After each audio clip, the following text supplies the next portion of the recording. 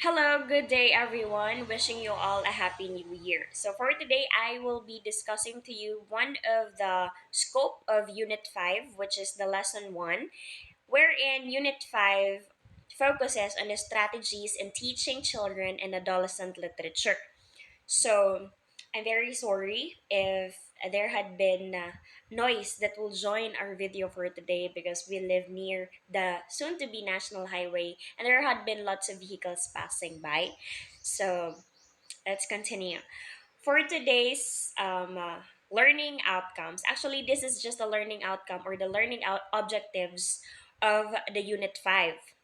So at the end of this unit, the pre-service teachers are expected to first recognize how children and adolescent literature can be an avenue to teach multiculturalism and media. So basically, this unit 5 will pinch a bit about technology, its usage, and how important it is in the present and in the future generation. Second is to identify strategies and techniques in reading and storytelling using children and adolescent literature, wherein the creativity of teachers or of educators are really tested. Third is to prepare a lesson plan or a learning plan and perform a teaching demonstration using children and adolescent literature. Now let's move on to the lesson 1, which is our primary topic for today. Oh, but first, sorry, I forgot. First, we have here a summary of Khalil Gibran's book, which is entitled The Prophet. Wherein this story focuses, it is somewhat a metaphor, or it has lots of, the book, the Bible have been has deep meanings, no, and that is equivalent to this summary of Mr. Khalil Gibran. It is entitled On Teaching. No man can reveal to you aught but that which already lies half asleep in the dawning of your knowledge. The teacher who walks in the shadow of the temple among his followers gives not of his wisdom but rather of his faith and his lovingness. If he is indeed wise, he does not bid you enter the house of his wisdom, but rather leads you to the threshold of your own mind. The astronomer may speak to you as if he understanding of space, but he cannot give you his understanding. The musician may sing to you of the rhythm which is in all space, but he cannot give you the ear which arrests the rhythm nor the voice that echoes it. And he who is versed in the science of numbers can tell of the region's weight and measure, but he cannot conduct you thither. For the vision of one man leads not its wings to another man. And even as each of you stands alone in God's knowledge, so must each one of you be alone in his knowledge of God and in his understanding of the earth. So, in my own understanding, reading this summary of Khalil Gibran's book, which is entitled The Prophet, I realized that being an educator, you have the knowledge. You have been trained, you have been taught and been educated with a lot of principles, with a lot of learnings, which allows you to be ready in dealing with the future scenarios on the real classroom setting, real classroom learning and teaching. But still, the knowledge you instill to them will be based on how your knowledge that you are teaching them, how welcome it is to their minds. It will always depend on the student's motivation. It will always depend on the student's willingness to learn, to communicate, or to stand on your principles and theories that you are injecting to them. All right. And also, Khalil suggests that a truly wise teacher does not simply impact knowledge or force ideas upon their students. We do not force ideas, we merely teach. That is why we have this law of readiness. If when does the student really wanted to input that knowledge onto their minds. And instead, a wise teacher guides. We are merely instructors. We are merely um, facilitators. Now, it guides students in a way that allows them to discover knowledge and wisdom for themselves. Actually, we have this we have this lesson on our ELE, wherein the impact of intrinsic and extrinsic motivations. I actually forgot the specific term, but really the intrinsic motivation to learn retains more. The knowledge retains more if the motivation to learn is internally rather than externally. All right. Now let's move on finally to lesson 1.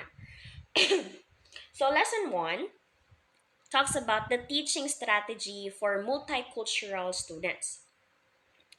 So, teachers are really expected, no, to execute strategies like what is the purpose, or what is the purpose, what is the importance of studying for 4 years straight without learning strategies. Or my perceptions really on that learning is to attain the theories and for you to create your own avenue on how you are going to discuss, how you are going to present your topic, and enable for your students to effectively learn. And with that, strategies are really part of our routine on teaching, and sometimes it has been a challenge, especially when some teachers were drained, some teachers carry burdens coming from their homes and they cannot think straight. But then, as time passes by, it is one of our living, our strategies, now not just in teaching but also in life. So these strategies were really important for us not to be questioned, or for us not to difficultly understand how things are introduced to students. It really needs a lot of creativity to get their attention, to get their interest, because they were naive.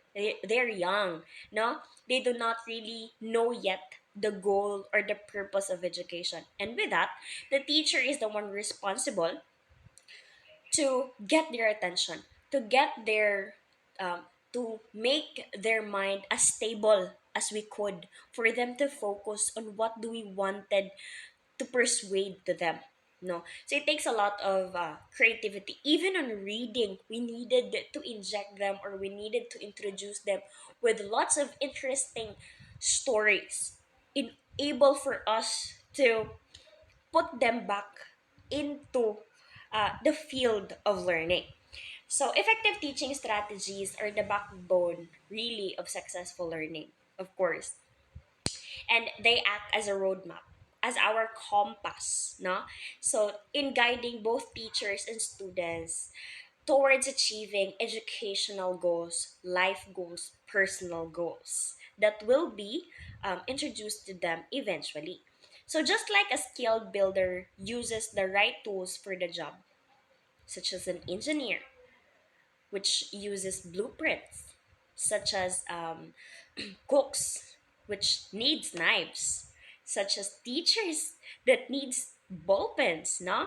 That's how it works. Teachers who employ a variety of teaching strategies are better equipped to cater to diverse learning styles, because no students are the same.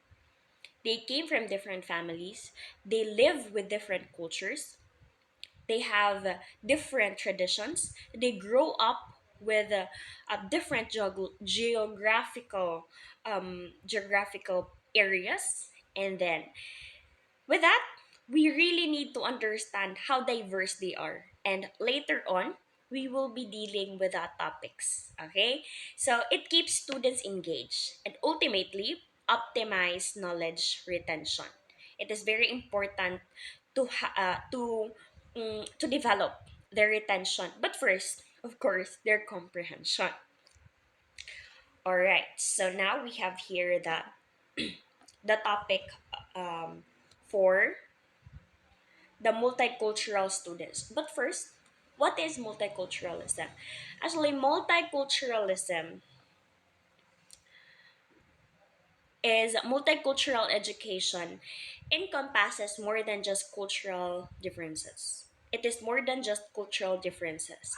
It is involving practices, policies, strategies, and pedagogical approaches that adhere to the differences in interrelationship of students in the classroom, how they deal with each other, how they collaborate with each other. The engagement really needs to be there, even though how different they are from each other. What the students learn in the classroom in terms of interactions with other students with a varied backgrounds translates to how efficient they will be in communicating with different kinds of people. And with that, the parenting styles, how they were raised, is involved. How they act and how they treat other people is actually part of how effective they could be as communicators. Because interactions really were vital in terms of learning.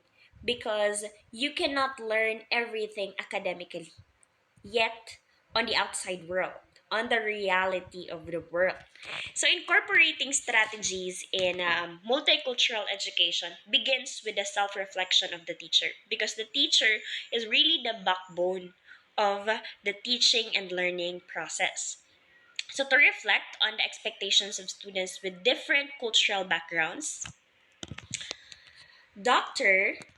Lean Howell, which is one of the associates of the National Association of Multicultural Education, presented tips or ways on incorporating the multicultural education strategies that will be practiced and will be integrated by the teacher. So first we have here the building relationships with your students.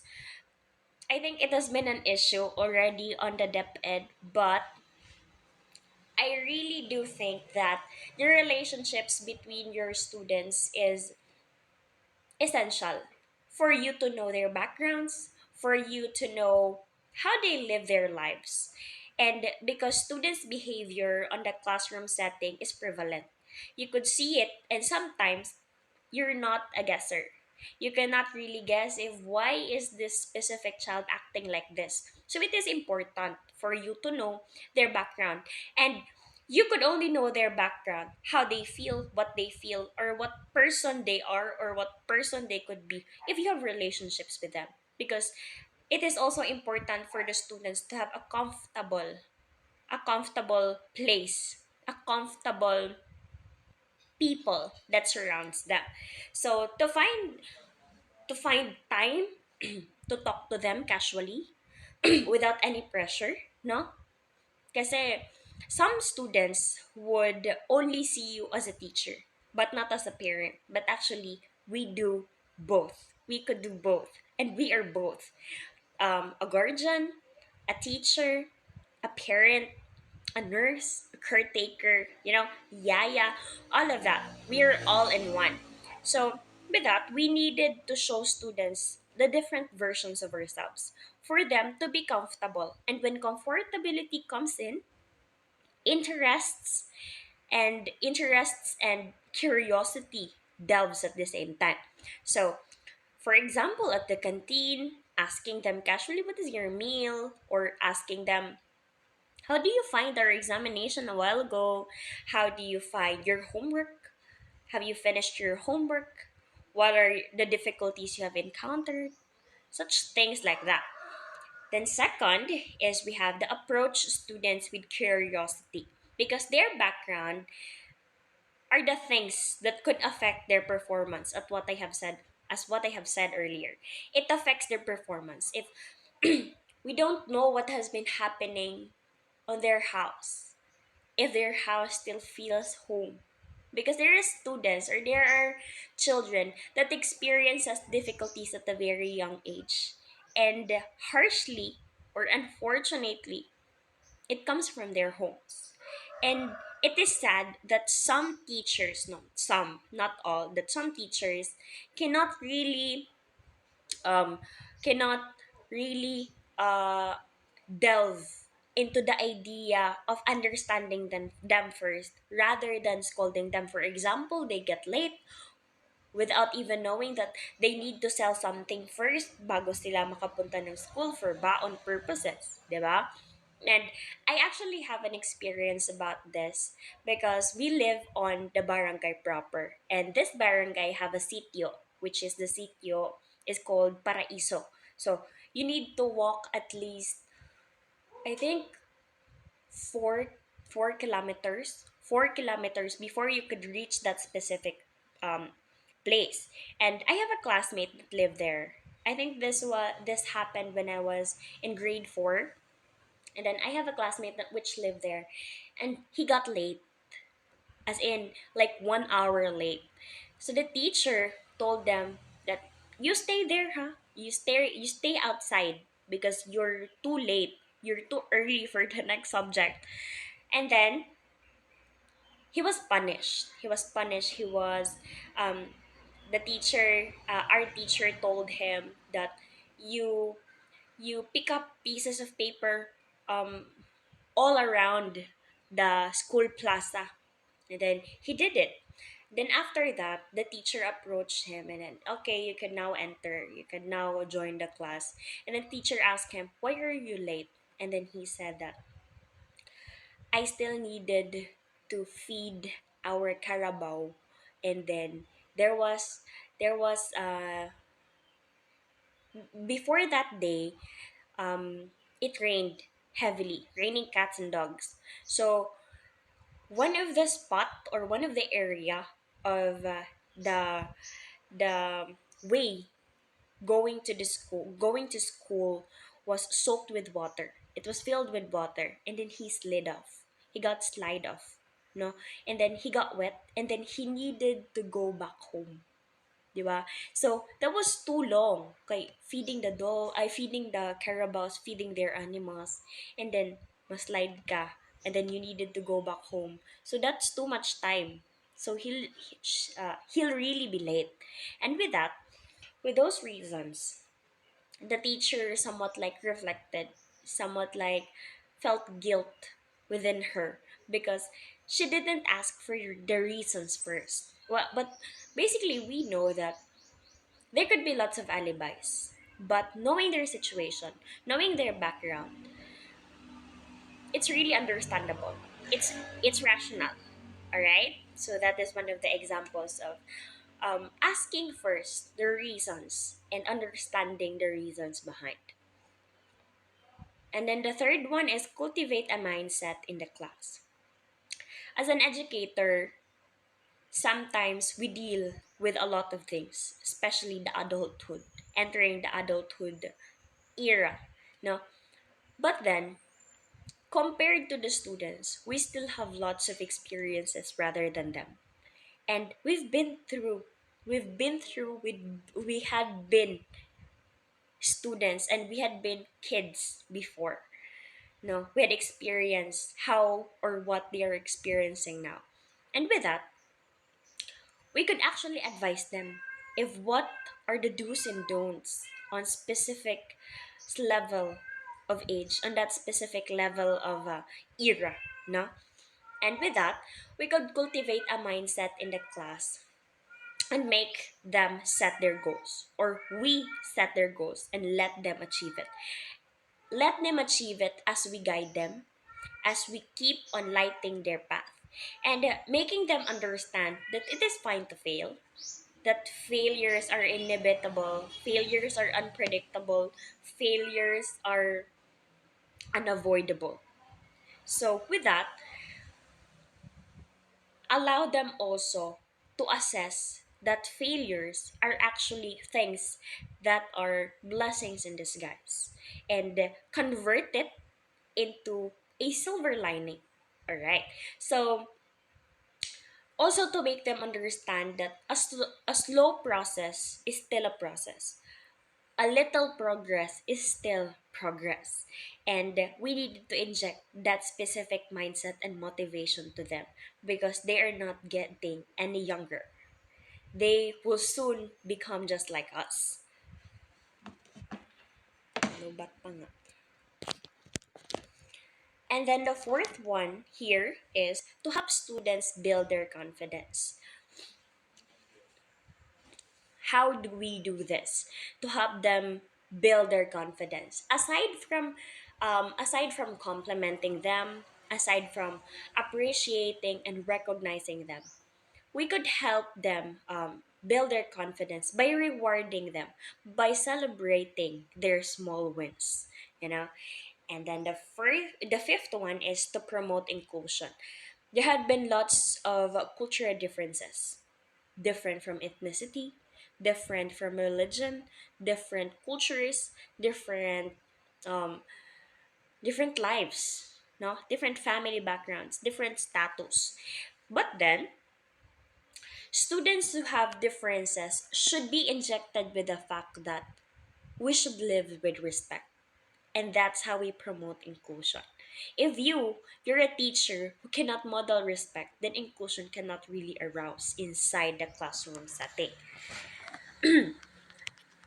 So next is number 6, remember students are not the same.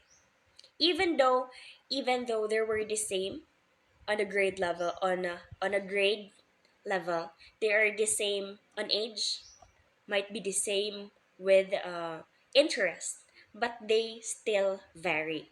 They always have these differences and it's hard to identify. But using our strategies, we could really dig into their differences, and it will allow us to become part of their growth individually, such as pre-assessments and portfolios. It is very helpful. So next is focus on culture when designing learning experience of students, because their cultural differences should be considered, no, but and it must not be a hindrance to both teacher and students. So even though these students have different culture, living with different beliefs, different stance in life, they still excuse me, it should not be. So even though these students are living with different culture, different stance and different beliefs in life, different families, it should not be a hindrance for the teacher to commemorate or to coordinate with them, to connect with them. Next is last, present more examples of diverse literature. So examples that they could relate. Now, you really need to get their interest. You need to get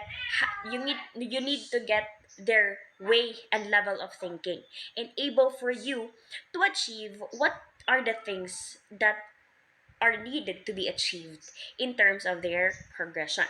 And these interests will lead through a deeper understanding and a deeper precision. Precision. And that would be all for my report for the lesson 1, which is the scope of the unit 5. Thank you so much for listening and Happy New Year.